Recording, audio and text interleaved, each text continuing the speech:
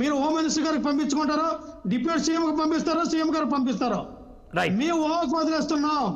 ఈ రోజున మీరు ఎవరైతే ఏ గ్రామాల్లోనైతే వైఎస్ఆర్ పార్టీ కార్యకర్తల నాయకుల్ని ఆ ఊర్లో లేకుండా తరిమేసి వాళ్ళు వలస వెళ్ళిపోయేలా చేస్తూ ఉన్నారో గుర్తుపెట్టుకోండి. మీ అందరం చెప్తా ఉన్నాం, రాబోయే రోజులు చాలా గట్టిగా ఉంటాయి, చాలా బలంగా తగులుతాయి.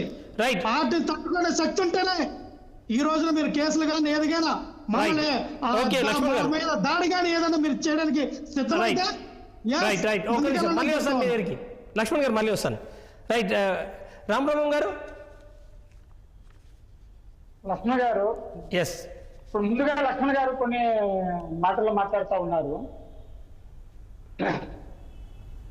తన పార్టీ సొంత ఎంపీ అయినటువంటి రఘురామకృష్ణరాజు మీద మరి ఏ చట్టం చెప్పింది? జగన్మోహన్ రెడ్డి చట్టం చెప్పిందా? జగన్మోహన్ రెడ్డి చుట్టమైనటువంటి చట్టం చెప్పిందా? థర్డ్ డిగ్రీ ప్రయోగించి కొట్టమనేసి సొంత పార్టీకి సంబంధించినటువంటి ఎంపీ ప్రతీకార చర్య తీసుకున్నారు మీ నాయకుడా? మరి ఏదైతే రిపోర్ట్ ఇచ్చింది సార్, మెడికల్ రిపోర్ట్ ఇచ్చింది, థర్డ్ డిగ్రీ జరగలేదు. మెడికల్ రిపోర్ట్ ఇచ్చిందండి, మెడికల్ రిపోర్ట్ ఇచ్చింది. ఇచ్చింది అక్కడ థర్డ్ డిగ్రీ జరగలేదు. అది ఆయనకునేటువంటి వ్యాధి లక్షణాలు, ఆయనకునేటువంటి వ్యాధి లక్షణాలు బయటపడ్డాయని చెప్పారు. గుర్తుపెట్టుకోండి, నేను కూడా ప్రోపగాండా తీసుకెళ్ళద్దు. నేను క్రాస్ టాక్ చేశానా? నువ్వు మాట్లాడుతుంటే కంప్లీట్ చేయండి. నువ్వు మాట్లాడద్దు. ప్లీజ్ కంప్లీట్ చేయండి సార్.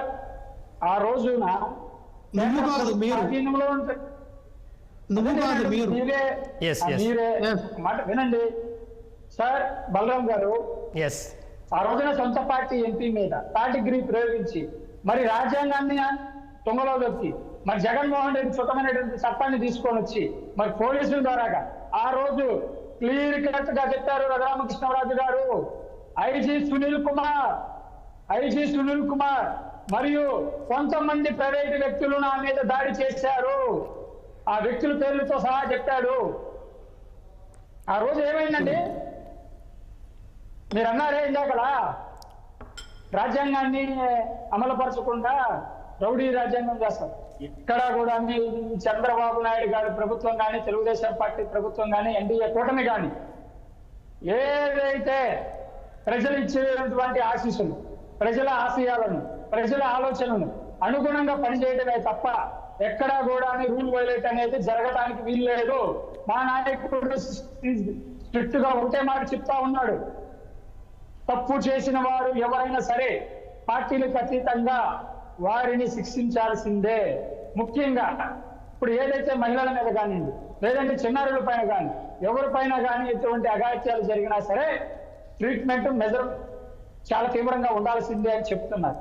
మీరు అన్నారే ఇందాకలా, ఇదే రామ్ గోపాల్ వర్మకి మరి ఇంటెలిజెన్స్ సెక్యూరిటీ ఇచ్చాడు ఈ జగన్మోహన్ రెడ్డి.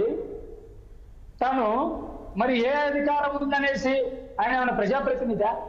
ఆయన ఏమైనా దేశానికి సేవ చేశాడా?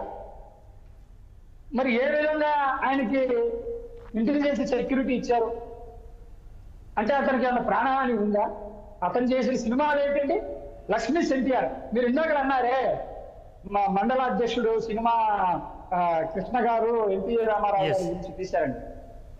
ఎన్టీ రామారావు గారు అంటేనే తెలుగు జాతికి ఒక ఆత్మగౌరవానికి ప్రతీక, తెలుగుదనానికి ఆయన ఒక దైవ స్వరూపం. ఈ దేశంలోనే కాదు, ప్రపంచంలో ఉన్నటువంటి తెలుగు జాతికే కాదు, యావత్ ప్రపంచంలో కూడాను దైవ స్వరూపం అంటే ఎన్టీ రామారావు గారే.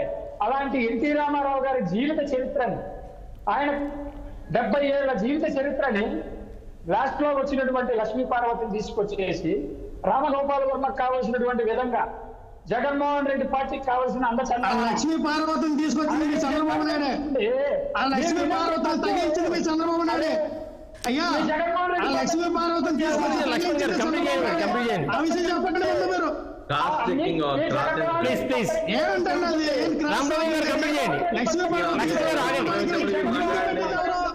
లక్ష్మణ్ గారు ప్లీజ్. రామబ్రహ్మం గారు మీరు కంప్లీట్ చేయండి. లక్ష్మణ్ గారు ఆగండి ప్లీజ్. రామబ్రహ్మం గారు కంప్లీట్ చేయండి. దయచేసి క్రాస్ టాక్ చేయొద్దు. కంప్లీట్ చేయండి. నేను మాట్లాడలేదు. కంప్లీట్ చేయండి సార్. ఇదే లక్ష్మీ పార్వతిని తీసుకొని వచ్చేసి జగన్మోహన్ రెడ్డి పక్కన తిరుగుతా ఉంటే ఇదే రామ్ గోపాల్ వర్మ సినిమా తీసి లక్ష్మీ ఎన్టీఆర్ అనేసి మరి ఆయన జీవితంలో ఉన్నటువంటి 70 ఏళ్ల శ్రమ ఏదైతే మరి పాలు పోసిన ఒక పాలు పోసినటువంటి వ్యక్తి, అలాగే ఎంఆర్ ఆఫీస్ లో ఒక పనిచేసినటువంటి జీవితం గడిపినటువంటి ఆయన మరి అంచెలంచెలుగా ఎదిగి ఈ రోజున మరి అఖండ తెలుగు జాతికే, ఈ తెలుగు చిత్ర పరిశ్రమకే ఒక దైవం లాగా ఉన్నటువంటి ఆయన జీవిత చరిత్రని ఈనాటి ఈనంగా ఈ లక్ష్మీ పార్వతి వచ్చింది ఎంత అంటే ఎంతకాలంలో అంత ప్రపంచం అంతా చూసింది. ఆ ఉన్నదే మహా అయితే లాస్ట్ 3-4 సంవత్సరాలు. ఆయన జీవితాన్ని బస్సు పట్టించినటువంటి ఈ లక్ష్మీ పార్వతిని మరి సినిమా రూపంలో ఆమె దేవతలాగా అందరూ దెయ్యాలాగా చూపించారు. అది ఎవరు ఆనాడు ఏమైంది సార్? ఒకటే సార్, యథార్థం అనేది ప్రజలకు తెలియాలి. ఈ రోజున రామ్ గోపాల్ వర్మ ఒక ప్రొడ్యూసర్ పెట్టాడండి, జగన్మోహన్ రెడ్డి అతనికి ఏమో టీటీడీ బోర్డు మెంబర్గా, అఫీషియల్ మెంబర్గా ఇస్తారు. అంటే ఇక్కడ ఎలాంటి ప్రలోభాలకు గురి చేసి, ఎలాంటి ప్రలోభాలు జరిగి ఇక్కడ జగన్మోహన్ రెడ్డి ప్రలోభాలకు గురి చేసి చంద్రబాబు నాయుడు గారిని, లోకేష్ గారిని, తెలుగుదేశం పార్టీని ఎన్నో విధాలుగా అణిచివేయాలనేటువంటి కుట్రలు ఎన్నో చేశారు. ఇవన్నీ కూడా తెలుసుకునే రాష్ట్ర ప్రజలు తిరుగులేనటువంటి మెజార్టీతో రాష్ట్ర ప్రజలు చంద్రబాబు నాయుడు గారి హేమకుమార్ గారి దగ్గరికి వెళ్దాం, పాలనా దక్షతకి, చంద్రబాబు నాయుడు గారి అభివృద్ధికి పట్టం కట్టారు sir.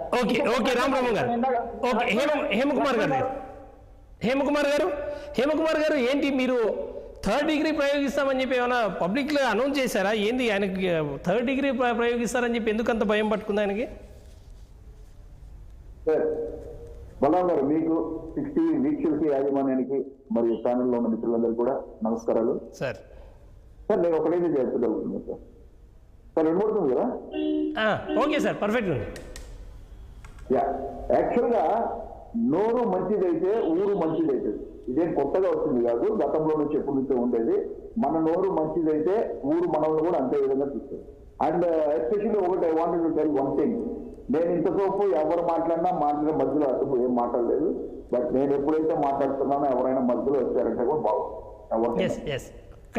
So the thing is, Posani Krishnamureddy, Ram Gopal Varma, Sri Reddy, anchor Shyamala, Borugadda Anil ఇలాంటి గదవలు ఎందుకు అనాల్సి వచ్చిందంటే, ఇలాంటి గదవలు మనం ఎదుటి వాడి వ్యక్తిగత జీవితం మీద, అందులోనూ ఒక పార్టీ అధ్యక్షుడైనటువంటి మా పవన్ కళ్యాణ్ గారి గురించి కానీ ఇంకొకరు కానీ పెద్దగా